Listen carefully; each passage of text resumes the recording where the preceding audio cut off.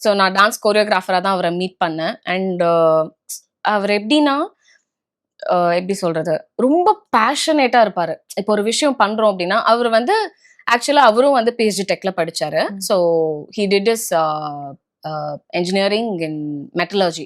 So அது முடிச்சுட்டு வந்து ஐபிஎம்ல பிளேஸ் ஆனாரு. So he was working, but still அவருக்கு வந்து அந்த டான்ஸ் மேல இருக்க பேஷன்னால வந்து he left his job, like high paying job, and then he took his passion as his career.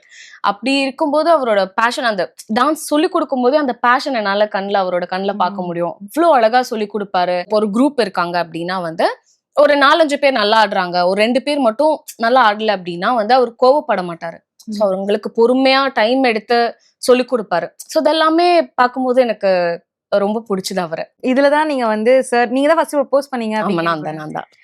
அதை பத்தி சொல்ல முடியுமா? அந்த ப்ரொபோஸ் எல்லாருக்குமே வந்து ஸ்பெஷல் மூமெண்டா இருந்திருக்கும்ல. ஆமா, ஆக்சுவலி எப்படி சொல்றது, அந்த ஃபேன்சி ப்ரொபோசல் எனக்கு அந்த மாதிரிலாம் எதுவுமே கிடையாது. நான் போன்ல சொன்னேன் எனக்கு ஒண்ணு பிடிச்சிருக்கு, அவ்வளவுதான் சொன்னேன். சிம்பிள். அதுக்கப்புறம் அவர்கிட்ட சொன்னேன். அதுக்கப்புறம் வந்து 2 வீட்லயும் நானே சொல்லிட்டேன். எங்க வீட்லயும் நான் சொன்னேன்.